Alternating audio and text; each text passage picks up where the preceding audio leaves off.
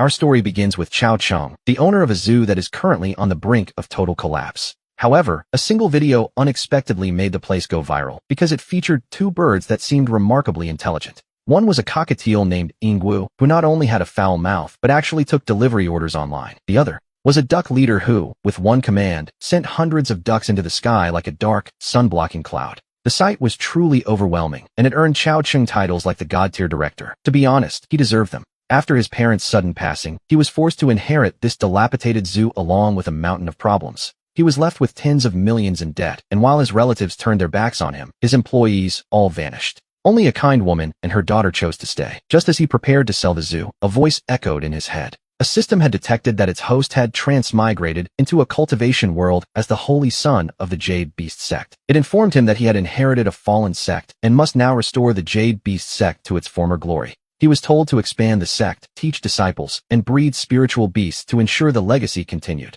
By gaining fame and prestige, he could increase the sect's reputation points, which, naturally, was the key to everything. For every 10 points earned, he would receive a reward. He was ecstatic to have a system, but then he realized something. The system seemed to have mistaken his zoo for a cultivation sect. If he had to expand the sect, did that just mean upgrading the zoo's infrastructure? And surely recruiting disciples was just a fancy term for hiring staff. Breeding spiritual beasts likely meant increasing the number of wild animals, while gaining fame meant boosting the zoo's popularity. He needed to verify this immediately. Looking at the newbie gift pack in the system interface, he silently commanded it to open. Inside, he found a cultivation technique called the Holy Sun's Jade Beast Art. He also received 3 Spirit Awakening pills and 3 Beast Spirit pills. The Jade Beast Art was a technique exclusive to him. The Awakening pills were spiritual medicines for animals, designed to optimize their bloodlines and grant them human-like intelligence. The pills used spiritual energy to strengthen the body and clear the meridians. As he looked at these rewards, Chao Chung quickly formed a plan. He needed to master the cultivation technique first. If he could control beasts,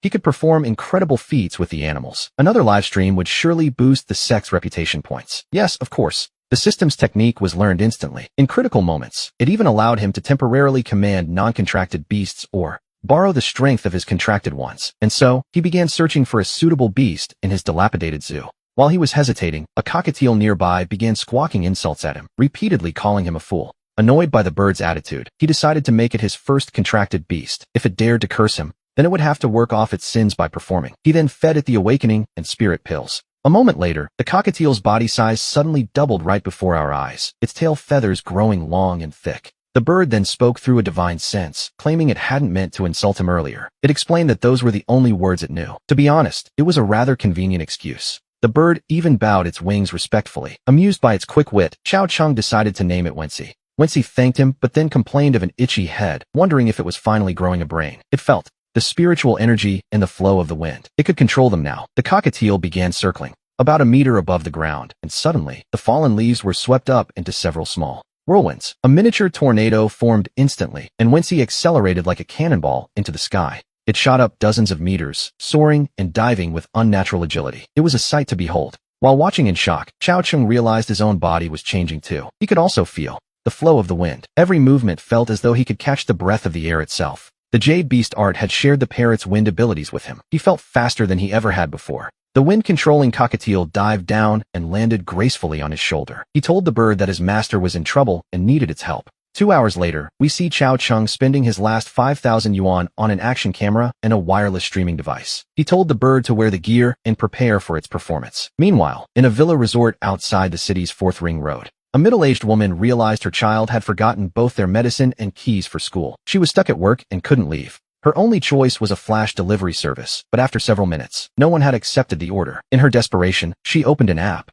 searching for delivery services. Surprisingly, the first result was a live stream titled Holy Son of the Chang'an Zoo Beast Sect. Inside the stream, a beautiful cockatiel stood before a mirror, already equipped with the broadcasting gear. It was quite a professional look. The host didn't show his face, but his voice could be heard clearly, addressing the small audience that had gathered. He asked for follows and explained that for the price of a single sunglasses gift, the bird would perform a local flash delivery. Anyone needing a delivery just had to agree to the broadcast, send the gift, and then private message him the pickup address. There were only about 20 people watching, and most were skeptical. To be honest, it did sound like a bit of a scam.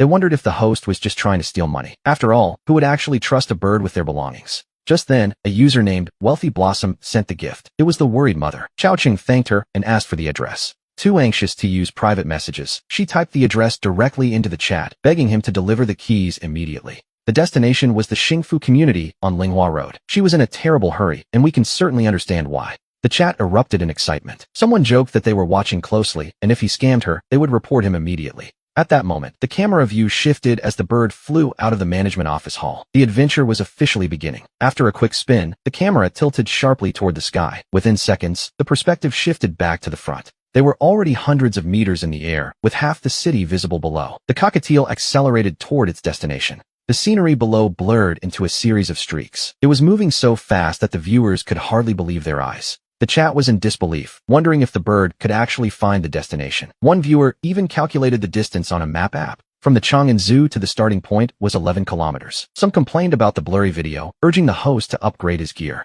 Even before the pickup, a few small gifts began to pop up on the screen. Suddenly, the resort villa appeared in the frame. We see they had arrived in less than 3 minutes. Crossing 11 kilometers that quickly? To be honest, that bird might need a drug test. Xiao Chang directed the woman to the southeast corner of the resort, asking her to find an open space so they could complete the handoff. As soon as he spoke, the wind-controlling cockatiel dived straight toward the southeast corner. There, they spotted a middle-aged woman. She was jumping and waving her arms. With a beautiful mid-air stall, the bird landed gracefully right in front of her. The woman, looking absolutely delighted, identified herself as Wealthy Blossom and held out the keys she needed to send. Xiao Chang promised the delivery would be made. Wealthy Blossom was so excited she wasn't even sure how to hand the keys over. It was a truly magical sight as the cockatiel reached out its talons and snatched the keys directly from her hand. Before she could even react, the bird took to the skies once more. Its next target, the Xingfu community. The bird intentionally slowed down for the 24-kilometer trip, taking 9 minutes. Meanwhile, the audience grew to 7,000 people. In the blink of an eye, the live stream showed the bird arriving at the third unit of the apartment complex. A young girl was crouching on the ground, hugging her legs and sobbing. The mother confirmed that this was indeed her daughter. The girl hadn't seen the stream, and although her mother had called to say a bird was coming, she was still completely dazed. She looked up to see a beautiful cockatiel hovering above her, which then dropped a set of keys right into her lap. The bird chirped, "Your mom's keys," repeatedly, which immediately sent the live stream chat into fits of laughter. Technically, the bird wasn't wrong, but the phrasing was hilarious. The viewers were stunned that the bird could actually talk. Of course, a talking parrot isn't that rare, but this one was certainly special. At that moment, Chao Chang's reputation points hit 10. He received a reward, the Mystic Spirit Medical Arts. This ancient knowledge would allow him to heal almost any ailment. The mystical beast's innate skills could even be transplanted to others, though the process was a bit tedious. It was a good reward, even if it left him speechless. However, he noticed his reputation points were climbing far too slowly. He wondered if it really took 10,000 viewers just to gain a single point. With so many people watching the drone stream, some skeptics claimed no parrot could know that many words. They were convinced it was just a recording. But a moment later, the cockatiel flew toward a skyscraper. In the reflective glass of the building, the bird's reflection was captured with perfect clarity. Those who thought they were being clever were instantly silenced by the evidence. Of course, the chat went quiet for a brief, humbled moment. Still, a large group continued to complain about the drone, mostly out of pure jealousy. Because of this negativity, the viewer count stalled. The audience hovered between 20 and 30,000, but Chao Chang persisted for the entire day. Finally, he addressed his growing community. He told them that today's stream was ending. He invited everyone to visit his family's Chang'an Zoo on the North 3rd Ring Road of Yunhai City. He promised to be back online at 9 the next morning. And with a simple goodbye, he cut the feed and closed the live stream. We see the energy of his new medical arts entering his body, surging through his core and expanding his spiritual sea before finally settling within. He felt incredibly refreshed, his body light, and his meridians clear. Curious about his earnings, he opened the back end of the streaming app. The total revenue was a staggering 178,000 yuan. After the platform took its half and taxes were deducted, the final withdrawal amount was ready. It came to 79,103 yuan. He couldn't help but marvel at the sum. No wonder everyone in society wanted to be an influencer these days. After that, he found Sister Luo and sent her 15,000 yuan. He explained it was 9,000 for 3 months of salary, plus a little extra. The remaining 6,000 was a bonus for the month. Upon receiving the money, she didn't just leave. Instead, she became quite anxious about the amount. He told her it wasn't too much and insisted she take it. Luo Jin eventually accepted and followed his instructions for their new living arrangements. She and her daughter moved into the second floor of the zoo's management hall, right next door to him. He then returned to his room to rest. As he sat down, his cultivation increased significantly. His physical functions and 5 senses became much sharper, allowing him to hear everything outside. Hearing a sudden flurry of chirps, he went downstairs and found a black bird struggling on the ground. It was a crow, or perhaps a raven. It was even larger than the cockatiel that had eaten the spirit pill. As a protected species, this was a find he couldn't simply ignore. This fierce bird of prey was injured and clearly struggling. The raven initially viewed him with hostility, fighting back with what little strength it had left.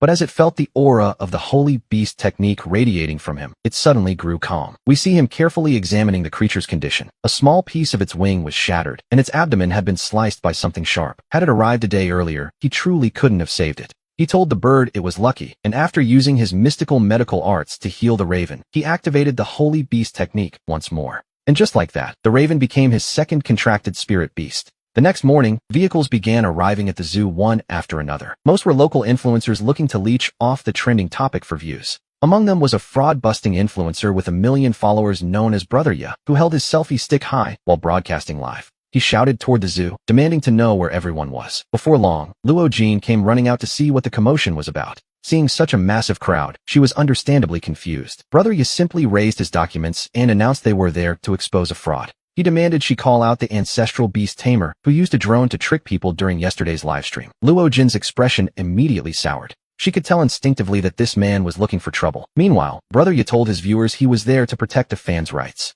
Apparently, a fan had spent 2,600 yuan on gifts during the zoo stream, but they did so under a false impression. They believed the bird in the stream was real, when in reality, Brother Ye claimed it was nothing more than a bird-shaped drone. He cited the civil code regarding consumer fraud and looked at Luo Jin, asking if she understood the gravity of the situation. He told her to stop wasting time and bring the owner out immediately. Hearing this, Luo Jin was absolutely fuming. She knew the truth, of course, as Chao Cheng had explained the stream to her while the cockatiel sat right there. She told the man to shut up. Brother Ye snapped back, claiming that not calling the police was his greatest act of mercy, as he hated influencers who scammed their fans. Getting more worked up by the second, he kicked the zoo's fence with a heavy thud. The sudden violence caused Luo Jin to recoil in fear. Every influencer's camera was now locked onto the scene, sensing a major conflict was about to erupt. But then, something strange happened. A mass of rolling black clouds suddenly gathered over the park, slowly pressing down toward the crowd like a heavy, dark curtain. As the mass drew closer, we see that it wasn't a storm cloud at all, but a dense, swirling swarm of countless black ravens. Beneath this living shadow, a young man approached. A large black raven was perched on his left shoulder, while on his right sat a cockatiel, watching the crowd as they walked forward. As he drew near, the swarm of ravens above finally came to a halt. They settled around him in a scene that was as breathtaking as it was eerie. Chao Cheng stared coldly at Brother Ye and asked if he was the one who kicked the fence. The entire area fell into a sudden, deathly silence. To be honest, the tension was thick enough to cut with a knife as the raven on his shoulder let out a single, raspy caw. Immediately, the entire flock followed suit, a deafening cry that made everyone's skin crawl with unease. Brother Ye took a breath and asked if he was the host of the Chang'an Zoo account. Chao Cheng calmly confirmed that he was. The influencer claimed he was there for his fans, accusing Chao Cheng of false advertising and tricking people out of 2,600 yuan in gifts. He argued the gifts were sent believing the bird was real, but since it was clearly a drone, he insisted the zoo had broken the law. Chao Cheng remained completely unbothered, almost finding the situation amusing. He tilted his chin toward Wency and welcomed the man to try and expose him. The cockatiel immediately took flight, landing on the fence in front of them. The crowd of influencers surged forward, cameras at the ready. They recognized it instantly as the bird from yesterday's stream, the one that had been admiring its own reflection in the glass. Suddenly, Wency opened his beak and reminded everyone to make sure they were using a beauty filter, which naturally sent the crowd into fits of laughter. But beneath the laughter was pure shock. This bird was learning new words. It was a divine creature, and anyone with eyes could see the truth. There was no way this was a drone. This was a living, breathing bird, not to mention the massive flock of ravens currently filling the sky. The bird seemed to follow his every command. With such mastery over nature, the idea of him using a fake bird for a live stream seemed utterly ridiculous. Brother Ye was now completely stunned. With Wency right in front of him, there was no denying that this was a real animal, not a machine. He glanced at his phone and saw his viewership had spiked to over 30,000 people. It was, quite ironically, the peak of his career. Unfortunately for him, those thousands of people were all witnessing his total humiliation. His face turned a deep, frustrated shade of red. He stammered that it was impossible, but then a desperate spark of inspiration hit him. He shouted, demanding to know how Chao Cheng could prove the bird was real. He claimed that while the bird before them was real, the one from yesterday's stream was definitely a drone, and Chao Cheng was simply trying to fool them now. Chao Cheng let out a short, dry laugh, wondering aloud if just any random person could call themselves a fraud hunter these days. Behind him, the crowd of influencers finally began to turn. Someone finally spoke up, telling Brother Ye to get lost and stop making a fool of himself for trying to defend people without even knowing the facts.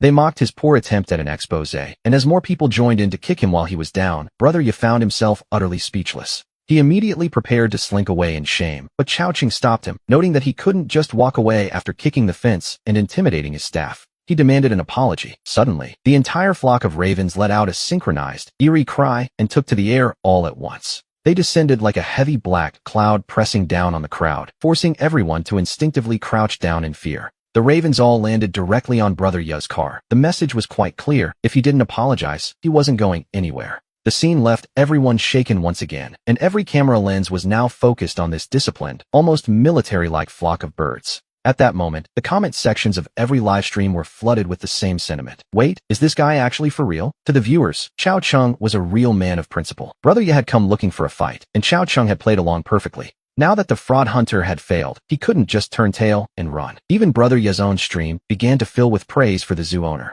Brother Ya was absolutely fuming. If he didn't apologize, he would look uneducated and irresponsible, proving his justice was just an act. His entire public persona was on the verge of collapsing, but if he did apologize, he was admitting he was foolish and unprofessional. It would mean no one would ever trust his content again. Left with no choice, he finally muttered a forced, "I'm sorry," toward Luo Jin. Brother Ya chose a temporary compromise. Luo Jin, for his part, was completely stunned by the turn of events. He hadn't expected his boss to stand up for him over such a small matter, refusing to let him be mistreated. It was a strange, overwhelming feeling. With the apology delivered, the ravens took flight once more. Brother Yi scrambled back into his car and sped away as fast as he could. He left behind a crowd of influencers still holding their cameras and a group of curious onlookers. For a moment, a heavy silence hung over the area. Dropping his cold expression, Chao Cheng addressed the local creators, introducing himself warmly as the owner of Chang'an Zoo. He explained that having just taken over the zoo, business was clearly struggling, and his live streams were simply a way to use his family's traditional skills.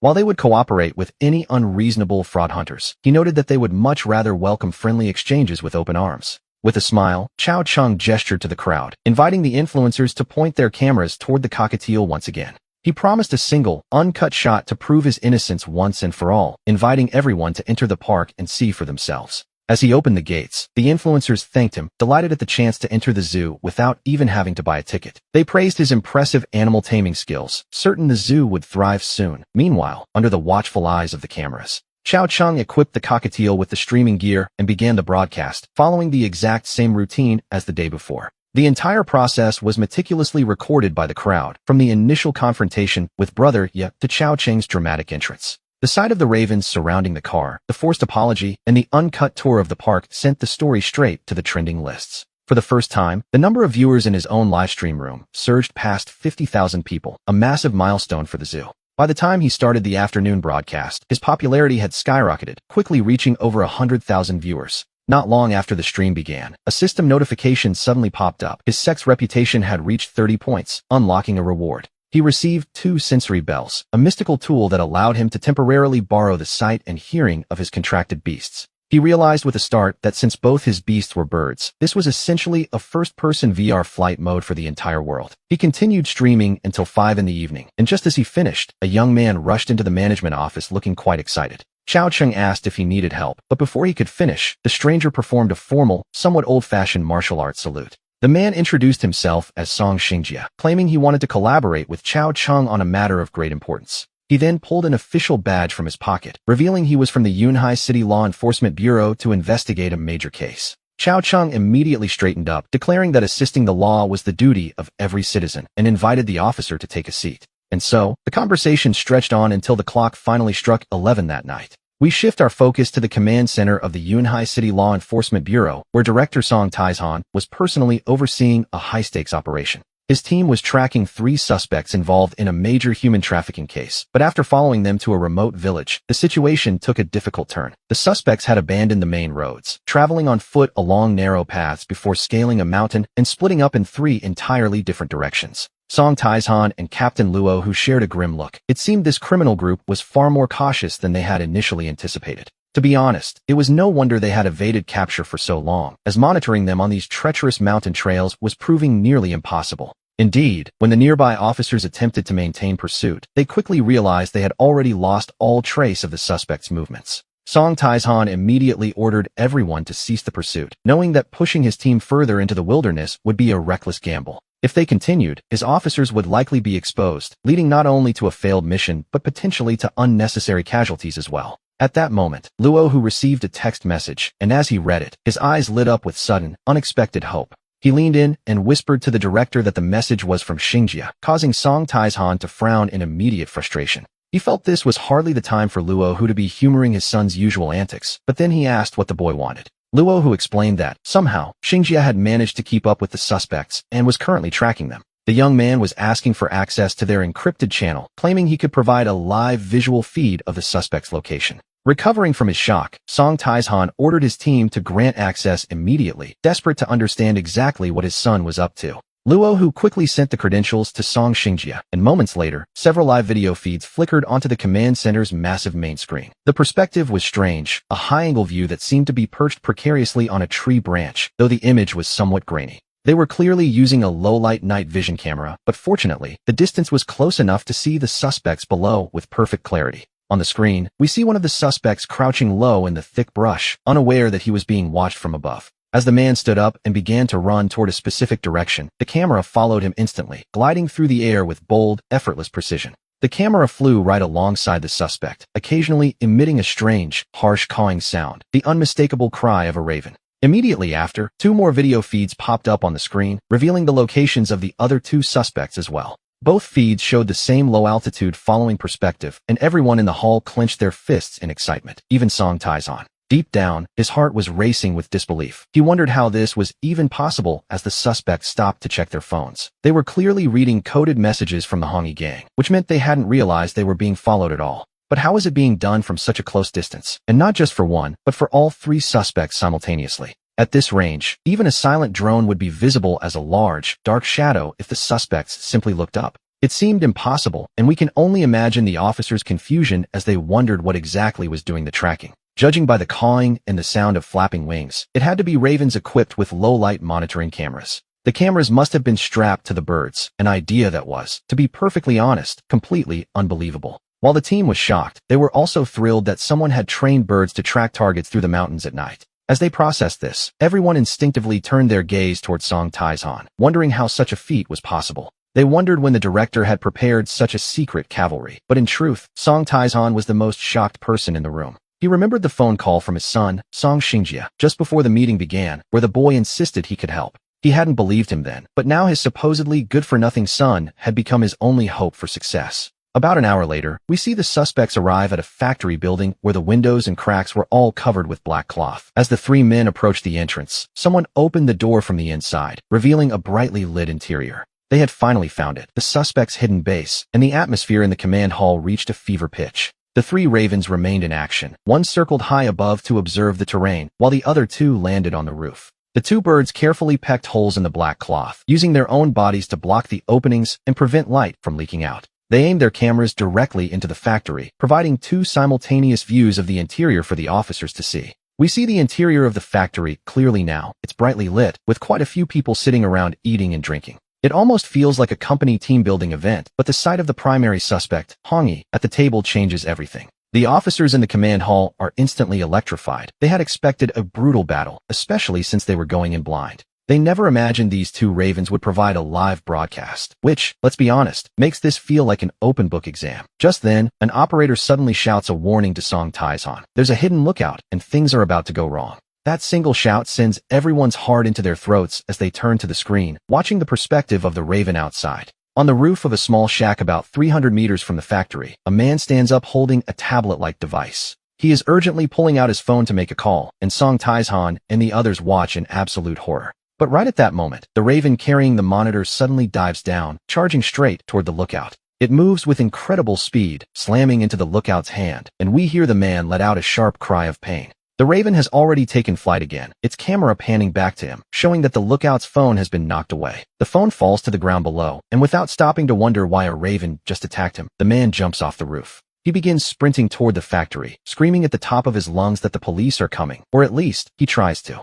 Before he can finish his sentence, a dark figure leaps from the bushes and swings a club directly at his face. With a dull thud, the man falls flat on the ground and goes silent. It's Xingjia and Luo who grabs Song Taizhan in excitement. Song Xingjia has taken down the lookout with a single blow and quickly crouches back down to stay out of sight. Song Taizhan is utterly stunned by his son's actions, but there is no time to waste as the mission continues. The lookout has been neutralized, and he informs them that allies are stationed at the 7 o'clock position of the factory. He tells everyone to storm the main gate, noting that the 11 o'clock position is a heavy fire zone that needs control. Any resistors are to be shot on sight, though they must try to keep Hongyi alive, all according to Song Tieshan's clear orders. Thanks to that quick takedown, the team members have already reached the factory walls, while the people inside finally notice something. They spot movement on the monitors, but it's far too late. The factory gate is blown open with a massive, thunderous blast. 3 flashbangs are tossed inside immediately after, followed by a swarm of armed officers storming through the breached entrance. The suspects inside are left completely dazed and disoriented by the explosions as the team rushes in to secure the area. There are so many suspects that they actually run out of handcuffs, resorting to zip ties until everyone is bundled up like livestock. The report finally comes through to headquarters. Hongyi's entire criminal gang has been neutralized and taken into custody. The command hall erupts into a massive cheer at the news, and we see Song Taizhan finally let out a long, relieved breath. In this battle, the primary credit belongs to the 3 Ravens and Song Xingjie, though, unfortunately, he isn't part of the official system. Since the son can't be officially rewarded, the merit falls to his father instead. It is now after 3 in the morning. Inside the director's office, Song Taizhan frowns and interrupts, asking if those birds really just flew back to the zoo on their own. He questions if this mysterious man, Chao Cheng, has truly been at the zoo this entire time without ever stepping foot outside. Song Xingjie simply nods in confirmation, leaving Song Taizhan and Luo Hu staring at each other in absolute, speechless shock. To be honest, the ability to control birds for such precise, near-perfect reconnaissance is already something of a miracle. But to learn that this bird-taming master never even left his house makes the whole situation feel even more supernatural. The man was dozens of miles away while his 3 ravens completed the mission. It sounds like something out of a fairy tale. Of course, we should note that besides the cameras, the ravens were also equipped with small wireless radio receivers. This eccentric master gave his instructions through voice commands. Song Taizhan looks at Luo Hu with a very meaningful expression. He remarks that they cannot let such a talented individual slip through their fingers, suggesting they should pay him a formal visit. Luo Hu and the others understand exactly what he means. A man like Chao Cheng is a literal trump card for law enforcement. They realize they must focus on protecting him. After all, who knows when they might need his unique help with another major case. The decision is made to pay him a visit. Early the next morning, as Chao Cheng is having breakfast with Luo Jin and her mother, the parrot at the window begins to squawk. It cries out that guests have arrived. Chao Cheng tells the 2 women to keep eating while he heads to the zoo entrance to see who it is. He finds Song Xingjie standing there with an unfamiliar middle-aged man. With a smile, Chao Cheng greets the young man, calling him Officer Song. Song Xingjie's eye twitches uncontrollably. You see, he never told Luo Hu about his little charade of pretending to be a real officer. He only said they were friends. Naturally, Luo Hu, who is walking right behind him, is momentarily stunned by the title. Chao Cheng is equally confused by the sudden tension in the air. Sensing the impending disaster, Song Xingjie quickly speaks up, addressing Chao Cheng and bringing up the events of the previous night. He explains that the operation was a complete success and they helped break a major case, but then he admits he has a confession to make. With an embarrassed rub of his hands, he confesses that he isn't actually an officer and that he had lied about his identity the day before. Chao Cheng is left utterly dazed. Song Xingjie quickly adds that while he lied about himself, the man beside him is the real deal, the first captain of the Yunhai Bureau. This is Captain Luo Hu, his father's right-hand man. Chao Cheng takes a moment to process this, realizing the situation is much more formal than he expected. He notices a certain sharp, disciplined aura around Luo Hu, suggesting the man isn't just a leader, but likely a former soldier as well. Chao Cheng shoots Song Xingjie a frustrated look and asks who his father is. The young man leans in and whispers the answer quietly. He reveals his father is the chief of the Yunhai Bureau. Chao Cheng can only sniff in disbelief, feeling a bit like he's been caught in a whirlwind. He tells the boy to finish his sentences in one go next time, so he doesn't look like a social climber, before finally inviting the young master inside. Song Xingjie grins sheepishly, offering apologies and promising it won't happen again, while Luo Hu watches the exchange in silence. Luo Hu observes Chao Cheng closely, noting his calm confidence. Soon, we see them all in the management hall for a brief half-hour chat. They discuss the rewards for his help in the recent mission and express their hope that he might provide his unique assistance again in the future. To be honest, as a hot-blooded young man, Chao Cheng finds it impossible to refuse such a request. He agrees to help whenever they might need him. After they leave, he returns to his routine and live streams until 5 o'clock. However, seeing his prestige points at only 38, he feels a bit disappointed. Even though his viewership has been growing every day, hitting a peak of 160,000, the progress feels slower than he hoped. While he was receiving gifts until his hands were sore, his prestige growth was slowing down, likely because the viewers already knew about the zoo's existence. Since they were already familiar with it, they stopped providing new prestige points. Perhaps once the zoo officially opens and people visit in person,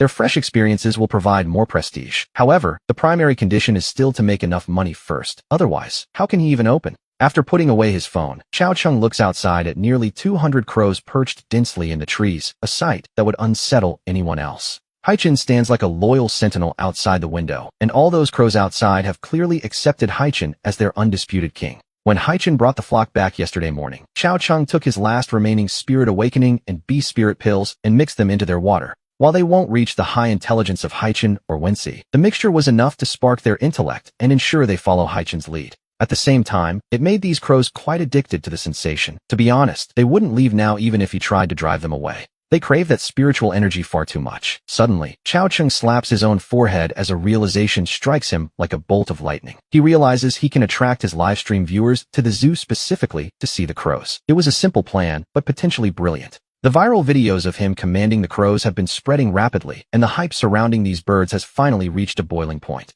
With the cash he had on hand and the speed of his livestream earnings, he realized he could easily afford to hire 2 employees. With all these factors aligning, it's finally time to expand. After dinner, he scrolls through his phone and finds a user named Silver Seal Fairy. She has been fabricating lies to smear him, but when he opens the comment section, he finds himself feeling unexpectedly satisfied by what he sees. A few people are accusing him of inciting cyberbullying and faking his streams, but the vast majority of comments are mocking the fairy with her own photos. Furthermore, a name keeps appearing in the comments, Xiaozhong Therapy. Curious, he clicks on the link provided by the viewers to investigate. It leads to a verified account called Xiaozhong Therapy with 120,000 followers, who has also posted a video about the drama. In the video, a handsome young man with a professional smile plays the Silver Seal Fairy's clip before breaking down the entire situation. He presents various screenshots that clearly explain the origin and development of the whole affair, leaving very little room for doubt. He concludes that if the Silver Seal Fairy cannot produce actual evidence that the Chang'an Zoo owner is faking his streams, she has no case. He notes that there is a real possibility of defamation here, provided, of course, that our zoo owner decides to hold her accountable. The video has already reached 16,500 likes, and the momentum is only growing. The comments section is flooded with unflattering photos and criticism of the Silver Seal Fairy, but what Chao Chung finds truly interesting is the approach. This Xiaozhong character focuses on calling out these petty, shadow-dwelling people, but he avoids direct insults. To avoid accusations of inciting cyberbullying, he cleverly disguises his content as legal education based on fan submissions. Since it's a verified account using only public videos and screenshots, everything he does is perfectly legal and above board. By using the law to shine a light on their malice, he amplifies the impact of their own actions. It's quite brilliant, really. Chao Chung feels like giving the kid a bonus, especially after noticing the account is based right here in Yanhai. He pulls out 1,000 yuan for a delivery fee and hands it to Song Xinjia, whose attitude shifts instantly at the sight of the cash. The transition is incredibly smooth. Song Xinjia promises a delivery within 2 hours and runs off before the sentence is even finished. Not long after, the college student behind the Xiaozhong Therapy account arrives to meet our zoo owner in person.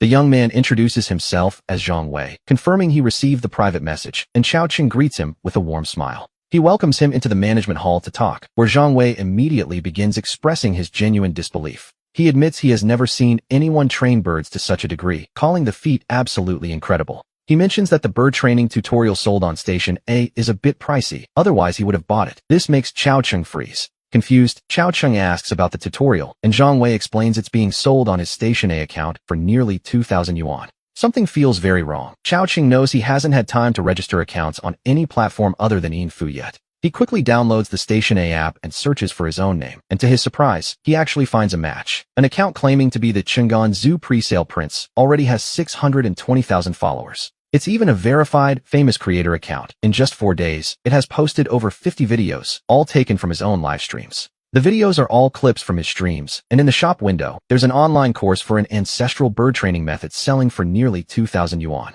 At 1,988 yuan a set, it has already sold 191 copies, totaling over 379,000 yuan. To be honest, the sheer audacity of it is staggering. Chao Chung is absolutely livid, cursing his luck as he thinks about how hard he's worked with his system, buying equipment and setting everything up. He spends all day streaming, sometimes skipping meals, and even holding back bathroom breaks until he simply can't anymore. In all these days, he's only made about 400,000 yuan, yet a pirate account stealing clips and selling a fake course has matched him. It's quite impressive, in a terrible way. Zhang Wei looks at him nervously and asks him not to say that this account doesn't actually belong to him. Xiao Cheng asks if he looks like an acting school graduate, and Zhang Wei gasps, realizing the gravity of the situation. The young man then delivers even more bad news. Besides Station A, there are accounts on Lushu and several other platforms. From Manshou to Weishi and even Miho Tao, his videos and accounts are everywhere. It's a full-scale digital invasion, really. Zhang Wei pulls out his phone to show him that every major platform below Yinfu is indeed hosting these fake profiles. Two of them are even selling the exact same course, clearly the work of the same person. Xiao Cheng then remembers Zhang Wei's legal background. He asks with righteous indignation if this is illegal, and Zhang Wei nods firmly, confirming the breach of law. He explains that any decent lawyer could 100% put this person behind bars, prompting Xiao Cheng to raise an eyebrow and suggest Zhang Wei take the case. Zhang Wei gives an embarrassed smile, reminding him that as a student without a license, he can't represent individuals in court. However, he can represent a company if he is employed as their legal counsel. In that specific role, he could handle the litigation. It dawns on Xiao Cheng that this is a perfect opportunity. He notes that Zhang Wei is looking for work and offers him a trial at the zoo. He tells him not to look down on their modest little zoo, promising that if he joins, everything will be taken care of. Zhang Wei's breathing quickens with excitement, clearly moved by the offer. He insists he could never look down on such a place. He is more concerned that Xiao Cheng is putting too much trust in him, considering he is still just a student with no real-world experience. Xiao Cheng simply pats his arm, noting that experience is only gained through practice. He encourages him to take the leap. He tells Zhang Wei that practicing here will give him plenty of room to make mistakes, which is the only way to grow quickly. Xiao Cheng sees great potential in the young man. He might lack experience, but he certainly doesn't lack talent or drive. After all, someone without confidence wouldn't have started a specialized legal account, and Zhang Wei is visibly moved by the offer. Xiao Cheng agrees to take him on, though he notes that as an intern, the initial benefits might be somewhat limited. Deep down, Zhang Wei is already prepared for the worst. He is so desperate for the chance that he'd work for free. He tells Xiao Cheng that whatever he decides is fine, showing a level of compliance that is almost touching, really. Xiao Cheng nods and explains that he'll also need help managing social media, which essentially means handling two different roles. He sets the base salary at 8,000 yuan, plus a 10% commission on any financial compensation won through legal battles. Since school might keep him busy, he offers a flexible schedule of 100 hours a month, far better than a standard 9-to-5. With weekends off included, the deal is set, but suddenly Zhang Wei bursts into tears, catching Xiao Cheng completely off guard. Between sobs, the young man asks if this is some kind of cruel joke, insisting that he truly wants to work for him. To Zhang Wei, these terms sound far too good to be true, mostly because, in the real world, they usually are. Xiao Cheng can't help but be amused. He admits to himself that he was testing the boy's reaction just a little bit. He knows perfectly well that this offer far exceeds the market rate for any intern, but he wanted to keep the atmosphere light. He assures him that a gentleman's word is his bond, promising that everything he said is absolutely genuine. As he looks at him with a firm, steady gaze, Zhang Wei finally stops sobbing and begins to process the reality of the situation. The boy whispers that if it's not a joke, then it really is too much, especially that commission on the lawsuits. Just looking at the case against the pirate account on Station A, he's confident he can make them cough up their illegal gains. With at least 400,000 yuan at stake, his 10% cut would already be a staggering 40,000 yuan. And that is just one platform. If they sue every fake account across the web, he could earn over 100,000 in commissions. Xiao Cheng simply wags a finger, telling him that how much he earns depends entirely on his own skill, and only then does Zhang Wei truly believe it. He gives a somewhat clumsy, makeshift salute, promising Xiao Cheng that he'll sue those pirates until they don't even have their undergarments left. Xiao Cheng tells him to go fetch the labor and power of attorney contracts. Zhang Wei wipes his eyes with his sleeve and prepares to move. The boy dashes out at a full sprint, but just then, Xiao Cheng's phone chimes with a notification. 1 million yuan has been deposited. His heart skips a beat as he wonders what is happening. 1 million yuan is a massive sum for any bank to transfer so suddenly. Checking his phone, we see it was a direct transfer from Huaxiao Bank, leading him to wonder if this is the reward for Operation First Prize. Sure enough, Song Xinjie calls almost immediately to confirm that the reward money for the operation has finally been processed. He explains they each get 1 million yuan and asks if it arrived, adding that he shouldn't find the amount too small for this kind of commendation. Usually, these awards are mostly about the honor. Song admits he expected 500,000 at most, and even that seemed like a stretch. This high amount is only because the province took a special interest in the case and wanted to show how much they valued the result. Xiao Cheng knows better than to ask too many questions about such matters, but as he hangs up, the system suddenly makes its presence known. It congratulates him for assisting law enforcement in wiping out the traffickers, maintaining peace, and upholding his righteous reputation. He gains 20 points of prestige, along with 3 Spirit Awakening pills and 5 Spirit Gathering pills as his well-earned rewards. He also receives the 10,000 paths to the Tao technique, and he can't help but feel a surge of genuine excitement at the news. To get 20 prestige points through a live stream, he would need to influence at least 2 million people. Here, one bust did the trick. He pauses to reflect on the fact that helping dismantle a human trafficking ring is undoubtedly a massive contribution to society. Once he realizes why the prestige gain was so high, he feels enlightened and eagerly begins to examine his new 10,000 paths technique. The technique's description notes that while the world is full of suffering, learning this method allows one to discover the destiny of others. Beyond standard cultivation, it finds the most suitable path for spirit beasts, greatly increasing their growth speed so they can support their master. His eyes light up with realization. If he can discover the specific path to the Tao for each of his spirit beasts, his power will skyrocket. If he can properly supervise their training, they might just be able to carry him to new heights. He decides to learn the technique immediately. As he masters the 10,000 paths to the Tao, Wency the parrot flies back, clutching a pile of live streaming equipment in his beak. Xiao Cheng instantly activates the technique, sending a mysterious, ethereal sense of perception toward Wency to probe his potential. Something strange happens as the technique takes hold, and Wency suddenly cries out in wonder at the miracle he feels unfolding. The bird begins shaking his head, shouting through their mental link for Xiao Cheng to prepare some special videos for him to watch. It turns out this technique is a specialized cultivation method for spirit beasts. Once the master learns it, the contracted beasts learn it too. Xiao Cheng's face darkens with annoyance, realizing that Wency isn't just a bird. He's a bit of a perverted beast, to be perfectly honest. He then turns his attention to Huan, who is resting on a tree outside, and beckons the crow to fly in and land before him.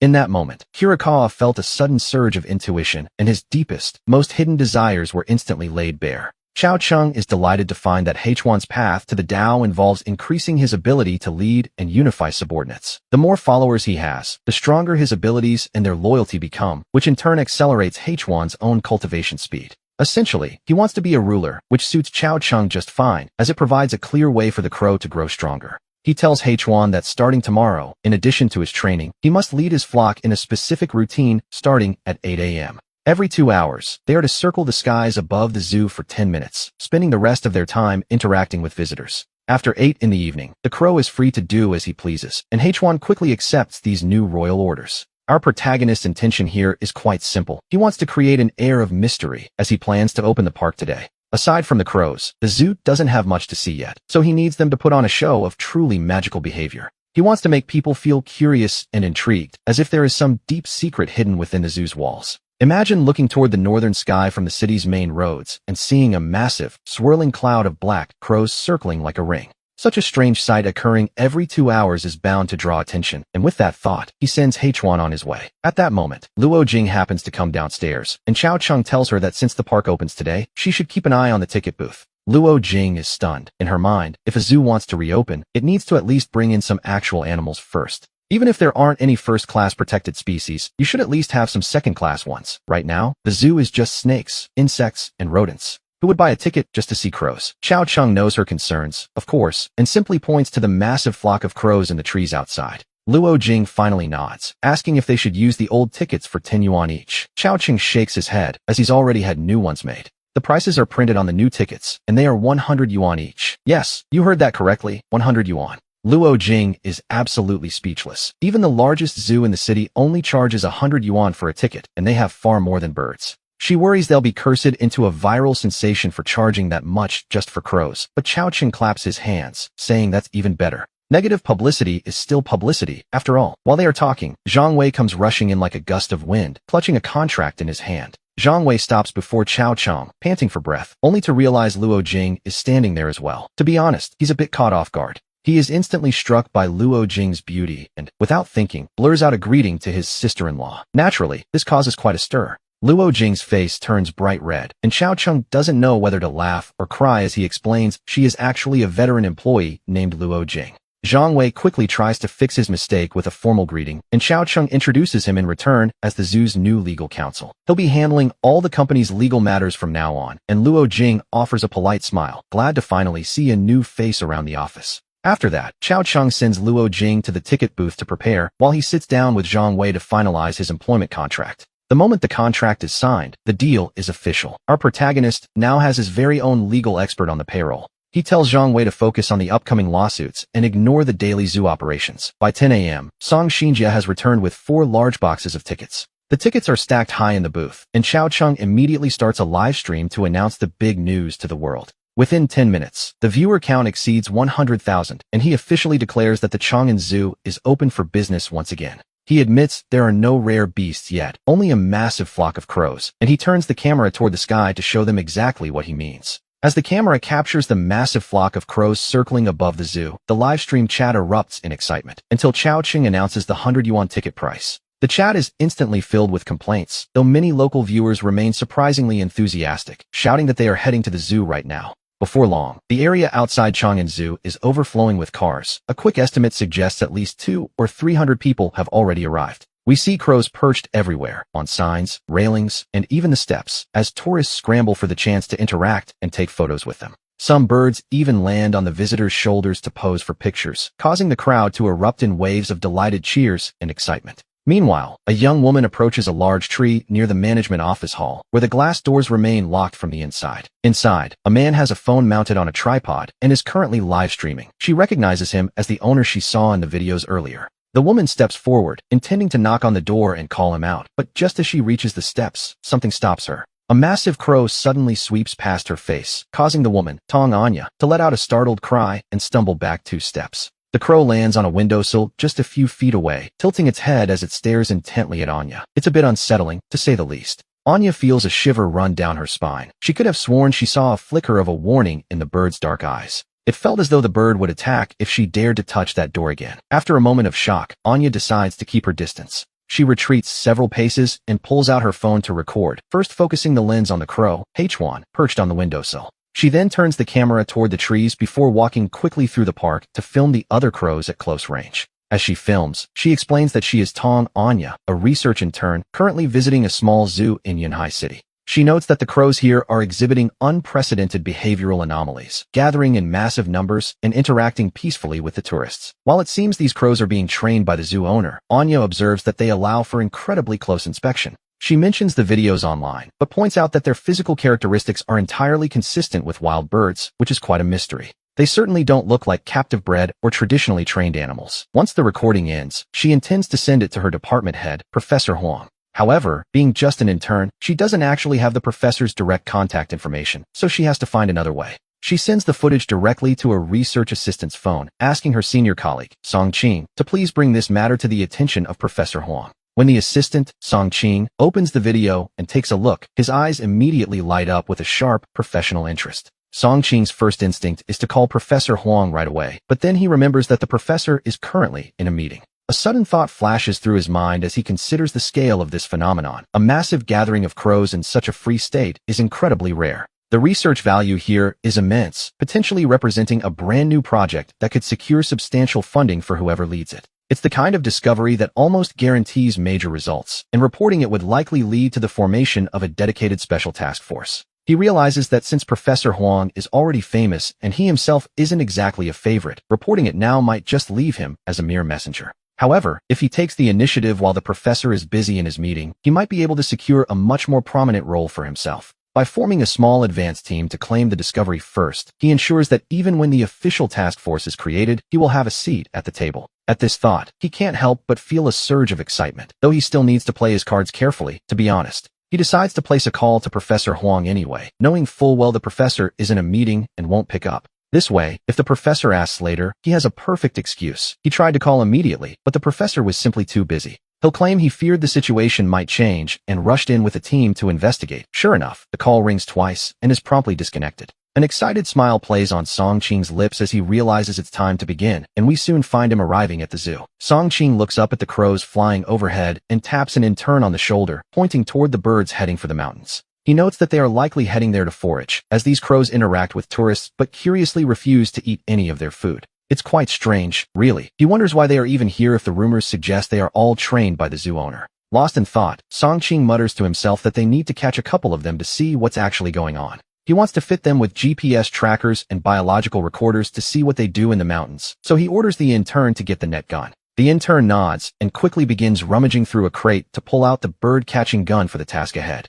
Song Qing takes the weapon and finds a spot where the crows are gathered in large numbers, raising the gun to aim directly at one of them. The crow tilts its head and gives Song Qing a sharp look, almost like a warning, before letting out a harsh, guttural caw. With a muffled thud, a dark canister is launched into the air, suddenly bursting open into a wide, fine-threaded net. The net covers the crow perfectly, and we see the bird flapping its wings violently within the mesh, emitting frantic cries. As the bird falls toward the ground, Song-Ching smiles and steps forward with the gun to pull up the net bag containing the captured crow. Suddenly, a voice asks what she's doing. Song-Ching smiles and tells her junior colleague to get the samples, but she stops mid-sentence. She sees Tong Anya's face pale with terror as she looks behind her. Song-Ching spins around to see a dark mass of crows. The flock is diving toward her with terrifying speed, and to ensure a surprise attack, not a single one of them makes a sound during the descent. By the time Song-Ching realizes what is happening, it is already far too late, and a crow slams directly into her face. If she hadn't instinctively closed her eyes and tried to dodge, the bird's beak would have certainly struck her left eye directly.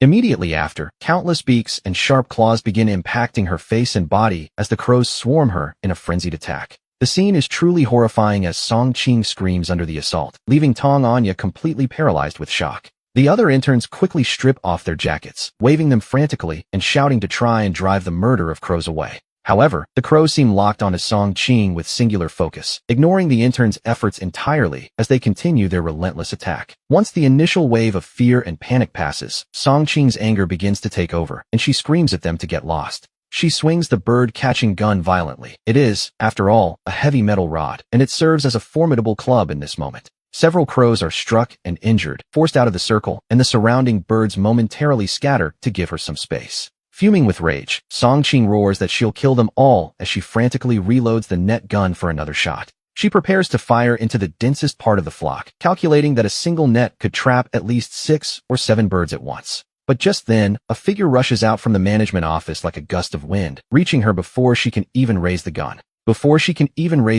This figure rushes forward and delivers a powerful kick directly into Song-Ching's midsection. Song-Ching is sent flying back several meters, and the other interns waving their jackets don't fare much better against this newcomer. With a speed that ordinary people simply cannot react to, he kicks them down one by one until they are all sprawled on the ground. Fortunately, Tong Anya had stayed far enough away to avoid a similar fate as Chao Chung glares coldly at the group. He had just finished his live stream and thought he should greet the researchers, but things took a turn before he even left the office. Haichin had already alerted him to the situation through their spiritual connection, and he demands to know who allowed these people to run wild. While Song-Ching is left speechless, one of the interns curls up on the ground, clutching his chest and shouting in protest. He claims they are from the Agricultural Research Institute, and that the woman Chao Chung just kicked is a professional researcher. Chao Chung retorts that they entered without tickets and attacked his crows, but the intern insists they were only trying to attach trackers. They claim it was all for the sake of research, to which Chao Chung simply asks if he ever gave them permission to study anything.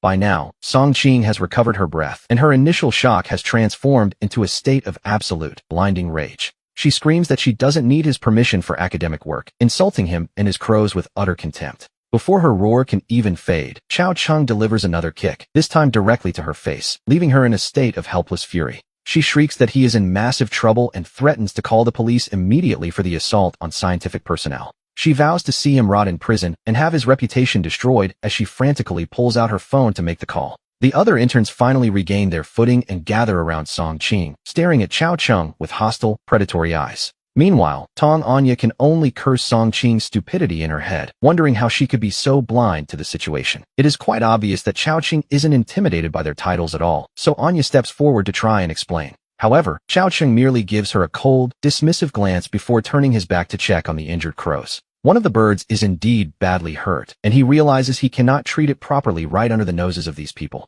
Using his mystic spirit medical arts, Chao Chung immediately picks up the injured crow and walks quickly toward the management office hall. To Song-Ching and her group, however, this looks like a cowardly retreat, and she sneers that hiding won't save him now. While the other interns help Song-Ching tend to her injuries, we see Chao Chung finishing the treatment for his crows. As he steps back outside, he is met by 2 law enforcement officers, noting calmly that they arrived quite quickly. The male officer frowns and asks if he was the one who hit these people, to which Chao Chung does something unexpected. He simply nods in agreement, leaving the officer stunned by an attitude that seems, to be honest, a bit arrogant. He explains that these crows are protected wildlife, and they were perfectly fine until these people arrived at his zoo. Suddenly, the 2 officers tremble as they look toward the entrance, their eyes widening in complete disbelief at who has arrived. The man leading the group appears to be Song Shinjia, the director's low-profile son, and the crowd behind him is even more imposing. Right in the center of the group is director Song Taizhan himself, the man who holds the highest authority in the city. Behind him are Luo Hu, Qian Weiming, and Zhou Yueming, every single one of them a heavyweight from the Law Enforcement Bureau.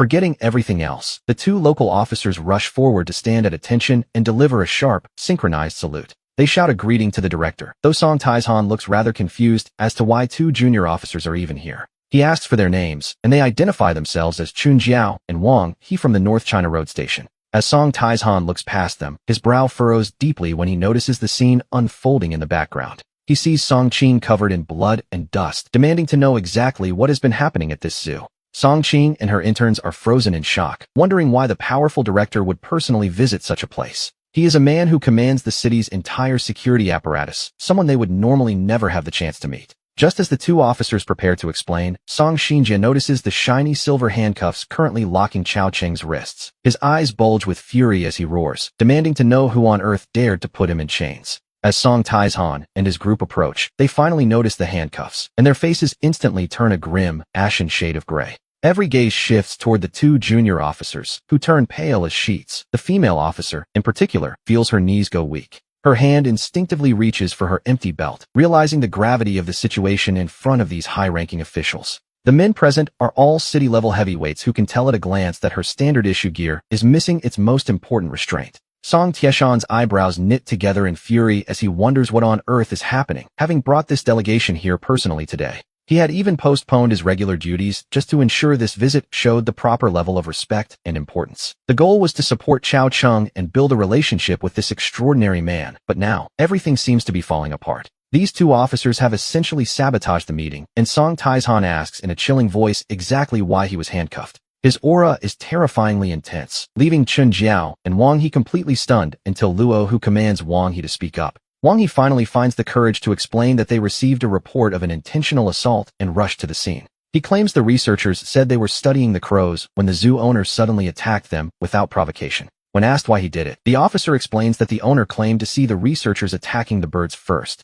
The owner insisted the crows are protected wildlife and that he was merely stepping in to prevent a crime from being committed. Song Taizhan asks if the researchers actually attacked the birds, causing Wang He to swallow hard in visible hesitation. When he stammers that he doesn't know, Luo Hu barks back, asking how on earth he could arrest someone without knowing the facts. Terrified to his core, Wang He deflects, saying it was his partner who insisted on the arrest despite the owner's request to check the cameras. Chen Jiao had told the owner they would handle the investigation themselves and demanded unconditional cooperation before she slapped the cuffs on him. By now, Chen Jiao's face is utterly bloodless, realizing that she has stepped into a situation far larger than she can handle. She never imagined in her wildest dreams that her abuse of power would be caught red-handed by every single boss in the bureau. Suppressing his mounting rage, Song Taizhan orders Luo Hu to unlock the restraints immediately, and Luo Hu reaches for his keys. Before Luo Hu can even move, Song Xinjie impatiently grabs the keys to unlock the restraints, but Chao Cheng simply looks away, spinning around to avoid him.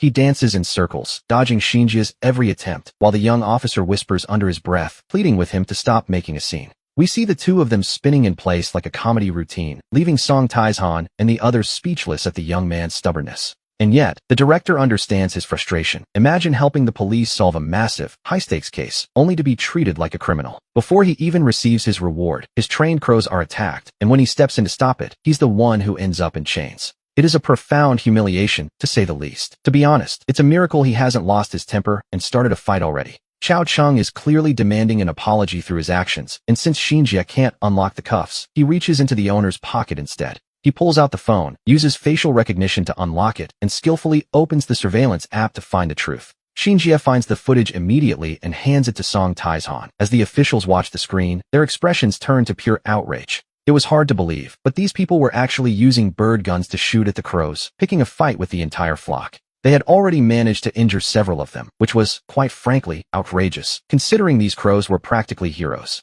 If it hadn't been for the narrator and his crows saving the day, Song Tieshan's career would have been in serious jeopardy. He ordered them all to be arrested, but as they were being escorted out of the zoo entrance, they all froze in disbelief. Dozens of flower baskets and lucky trees lined both sides, covered in banners wishing for a grand and prosperous opening. The names on the two largest banners were unmistakable, Song Taizhan, and looking further down the line, there were names like Luo Hu, Qian Weiming, and Zhou Yueming, an entire roster of high-ranking city officials. It seemed Song Taizhan and the others had actually come to celebrate the opening. It felt impossible, and yet, there they were. They were truly there to offer their congratulations. Inside the zoo, Song Xinjie had already unlocked the handcuffs. Song Taizhan reached out his hand, explaining that they had come to celebrate the opening and present an award. He apologized for the awkward meeting, and the young man reached out to shake his firm, powerful hand. Xiao Cheng smiled, apologizing for not greeting them sooner, and explained that Xinjie had called him ahead of time to warn him. In fact, we learned that he had received Xinjie's call just 2 minutes before leaving the management office. The young officer told him his father was bringing a group to celebrate the opening and have a chat, which explains everything. Knowing this, he had purposely let Chen Jiao cuff him earlier. Song Taizhan and the others were surprised by how reasonable he was. It seemed the young man knew how to balance a grudge. One matter was settled, so he welcomed everyone into the management hall. The so-called award was actually a special medal commissioned by the city bureau specifically for him. It was quite a unique piece. The medal was a striking gold and red, shaped like a decorative silk ball with intricate edges and the date engraved on the back. It bore the inscription of the Yunhai City Law Enforcement Bureau, recognizing his extraordinary contribution during the recent operation. Both he and Song Xinjie received one. Once the ceremony ended, Song Taizhan didn't linger, and our protagonist began to spin a tale. He skillfully painted his grandfather as a legendary folk master of animal training. A bit of an exaggeration, perhaps, but effective. After all, Tieshan's group mostly wanted to observe his character and build a rapport. After they left, the day finally wound down. He took a stroll through the park, noting that they had made 30,000 yuan in ticket sales. Not a bad start at all. Confident that things would only improve, he was about to call Luo Jin for dinner when he spotted something strange under a large tree. A girl dressed in an elegant black evening gown was using food to lure the nearby crows toward her. A curious sight, indeed. Not far in front of her, a phone was mounted high on a tripod, likely positioned to capture the perfect atmospheric photo. To be honest, the black gown and the dark crows were a perfect match, creating a rather striking aesthetic in the twilight. The contrast with her pale skin was undeniable, but as he looked closer at her face, his mood shifted instantly from curiosity to anger. It was that woman again, the one who had been with the research institute team earlier that day. A scientist, if he recalled correctly. She hadn't been there when Song Taizhan arrested Song Qing's group, which was a lucky break for her at the time. She must have sensed trouble and fled early, only to return in a different outfit. But a change of clothes wouldn't hide her identity. He didn't care if she had changed her clothes. He recognized her instantly and shouted for her to get out, giving the girl quite a fright. To his surprise, the girl immediately flashed a sweet, almost flattering smile and pressed her hands together. "Boss, you're finally here," she chirped. She begged him to let the crows cooperate for a few photos, explaining that she had been trying all day with very disappointing results. Losing patience, he asked if she was deaf and told her to leave, declaring that everyone from her research institute was now banned from the park. The girl realized the misunderstanding immediately. Lifting her skirt, she hurried over while waving her hands in a frantic no gesture. She insisted he had the wrong person, explaining that the woman in glasses from earlier was actually her older sister, Tong Anya. Her own name was Tong Anchi. They were twins, she explained, but they were definitely not on the same side of the fence. In fact, she joked that they hadn't been close since they left the womb. As she drew nearer, he began to notice the subtle differences. It seemed they really were twins, though this younger sister possessed a temperament that was worlds apart from her sibling. While the sister was a cold, aloof academic, Anchi was vibrant and flirtatious, a classic case of polar opposites, one might say. He remained skeptical, asking if her sister had sent her to sneak photos of the crows, but Anchi shook her head vigorously in denial. She claimed to be a beauty dancer, a profession she invented herself that combines various forms of aesthetics with dance. To prove her point, she showed him her social media profile, which boasted an impressive 1.58 million followers. As he scrolled through her posts, we see a collection of trendy, suggestive dances. A beauty dancer indeed, or perhaps just a clever influencer. She admitted with a shrug that she had to make a living somehow, and there was no shame in it. Then, she showed him her latest work. The photos and videos from today were actually quite stunning, with her black gown and the crows complementing each other perfectly. With a dark filter applied, she looked like a mysterious princess of the night. He told her if she wanted to shoot, she should return tomorrow. And she pouted, pleading with him not to chase her away just as the sunset was providing the perfect, golden light for her photos. She admitted she knew the crows followed his every command and begged him to make them cooperate for just a few more shots. Biting her lip, Anchi gently tugged on his hand and began to sway, using every bit of her charm to get exactly what she wanted. He pointed out that while the crows followed him, he had no reason to follow her lead, which left her wondering exactly what he wanted from her. He explained that he was short-staffed and offered her a job. Not only would she stop paying admission, but he would actually pay her a salary. Her instructions were simple. Show up tomorrow in her most eye-catching outfit and interact with the crows during live streams to attract customers. He even suggested she help manage the channel, leaving Anchi speechless at the idea of being treated like one of his performing animals.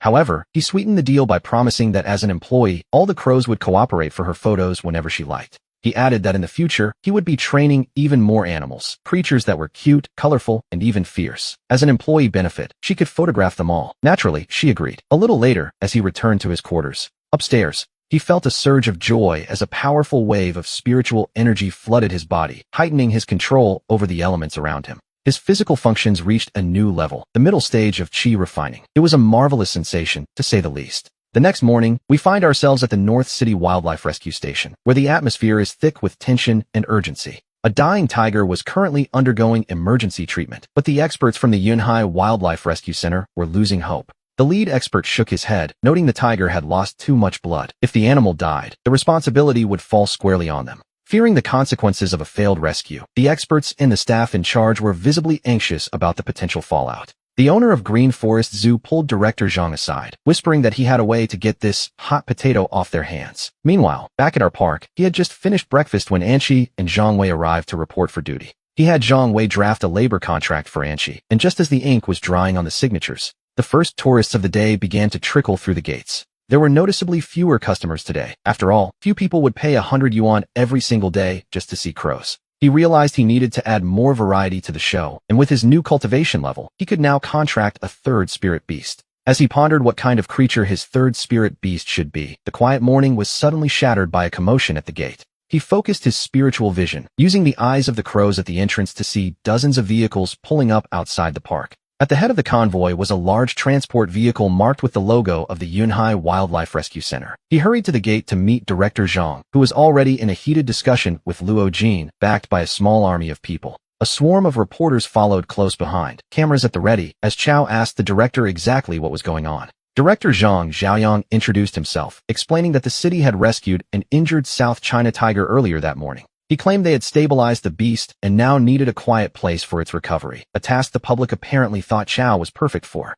With the city's official approval, the director practically begged Boss Chao to take the tiger under his wing for the sake of conservation. Before he could even respond, the staff began rolling out a massive transport cage from the back of the vehicle. Inside lay a magnificent predator, nearly 9 feet long from nose to tail, resting weakly on its side within the iron bars. To be honest, Chao was stunned. His spiritual sight revealed a green aura above the tiger, meaning it was currently open to a contract. This was a rare opportunity, as even with his mid-stage chi refining, a healthy tiger would normally be far beyond his current level to tame. While a wolf might show a yellow or reddish aura, a tiger in its prime would be a deep, unreachable red, impossible to bind. Yet here was a chance for a high-level contract. He wondered if the tiger somehow knew he was the only one who could save it. However, through his mystical medical skills, he could sense that the poor creature was truly on the brink of death, barely clinging to life. He shot a cold look at Director Zhang, realizing the man was essentially handing him a hot potato to shift the blame if it died. He glanced at the wall of media lenses behind the director. If he refused to take the tiger now, his reputation would be torn to shreds.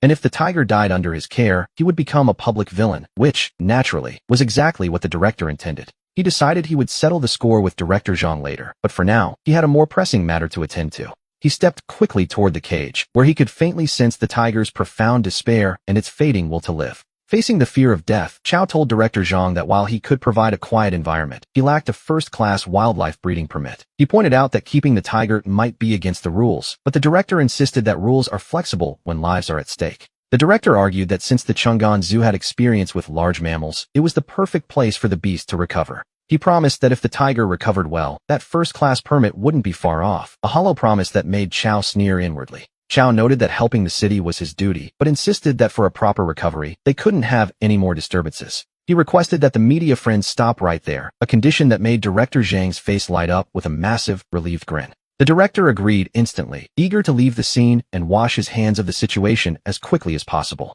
If the tiger died now, the blame would fall entirely on the zoo, so, after bringing the predator inside, Chao moved it to the snake house. He closed the heavy doors and returned to the tiger's side, preparing himself to initiate the spiritual contract with the dying beast. The tiger's injuries were incredibly severe. Had he not reached the mid-stage of chi refining, he wouldn't have dared to attempt this. He whispered a soft instruction for the beast to cooperate, then reached his hand into the cage toward the tiger's forehead. As his palm touched the fur, he channeled his spiritual energy, slowly establishing a mystical connection with the predator's mind. Even though the aura was green, this contract took far longer than those of Wenxi and Hechuan combined. Finally, we see a bond form as their hearts and minds align, and Chao gently strokes the great cat's head in a moment of peace. The tiger squinted its eyes in comfort, and Chao quickly produced 1 spirit awakening pill and 2 beast spirit pills for his new companion. Despite being on the verge of death, the tiger seemed instinctively excited as it sensed the power within the medicine. It reached out its tongue and swept the pills from his palm. The beast spirit pills were potent enough to stabilize its fading life force.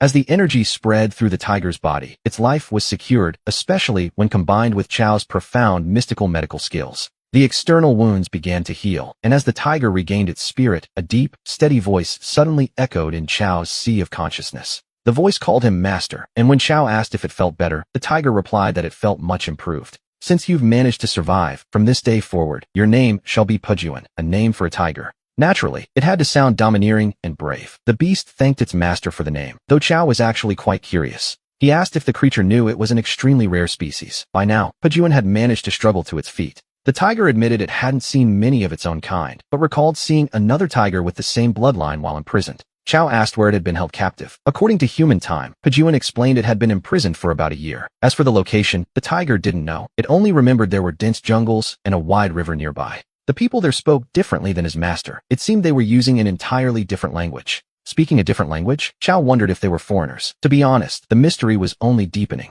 Pujuan believed that if its cultivation became strong enough in the future, it should be able to find the way back. Even though Pujuan sent this message through spiritual sense, Chow could still feel a distinct surge of killing intent within it. It seemed those people had treated the beast cruelly, so Chow promised to take it back for revenge once it grew stronger. After saying this, he passed the myriad laws of the Tao technique to Pujuan so the tiger could begin its cultivation.